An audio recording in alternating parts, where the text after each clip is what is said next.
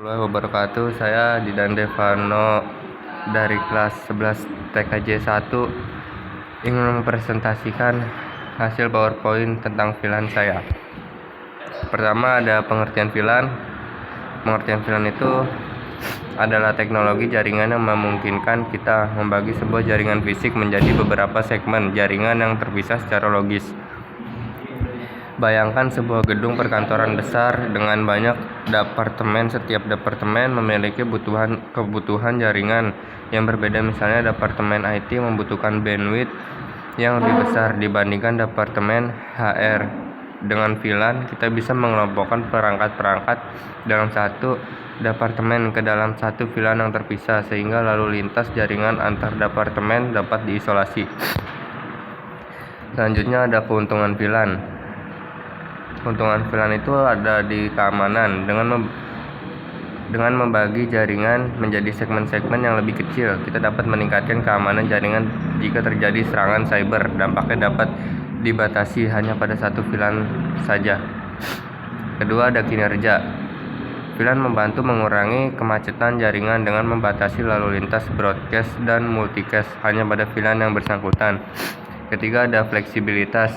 VLAN memungkinkan kita untuk mengubah topologi jaringan tanpa harus mengubah konfigurasi fisik jaringan. Kita bisa memindahkan perangkat dari satu VLAN ke VLAN lain hanya dengan mengubah konfigurasi pada switch. Keempat ada pengelolaan. VLAN menyederhanakan pengelolaan jaringan dengan memungkinkan kita mengelompokkan perangkat berdasarkan fungsi atau lokasi. Selanjutnya ada kekurangan VLAN. 1. Kompleksitas konfigurasi. Konfigurasi yang rumit. Semakin banyak VLAN yang dibuat, semakin kompleks pula konfigurasi jaringan. Hal ini membutuhkan pengetahuan yang mendalam tentang protokol jaringan dan konfigurasi switch. 2. Ketergantungan pada switch. Fleksibilitas terbatas. VLAN sangat bergantung pada kemampuan switch. Jika switch tidak mendukung fitur VLAN tertentu, maka fungsionalitas VLAN akan terbatas. Lalu ada biaya investasi. Penggunaan switch yang mendukung VLAN seringkali membutuhkan investasi yang lebih besar dibandingkan dengan switch yang lebih sederhana. Selanjutnya ada jenis-jenis VLAN. 1. VLAN berbasis port. Jenis VLAN yang paling umum, perangkat dikaitkan dengan VLAN berdasarkan port switch yang digunakan. 2. VLAN berbasis MAC. Perangkat dikaitkan dengan VLAN berdasarkan alamat MAC mereka.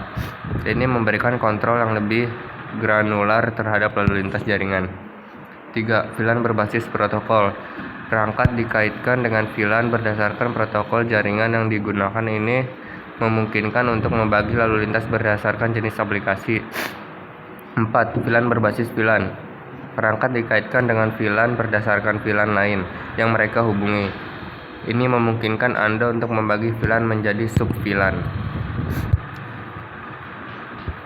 Selanjutnya adalah kesimpulan. Kesimpulan dan implementasi VLAN adalah VLAN merupakan teknologi penting untuk membangun jaringan yang aman, efisien, dan fleksibel. Perencanaan dan implementasi VLAN yang baik dapat meningkatkan kinerja jaringan, meningkatkan keamanan dan memfasilitasi manajemen jaringan. Sekian presentasi dari saya. Wassalamualaikum warahmatullahi wabarakatuh.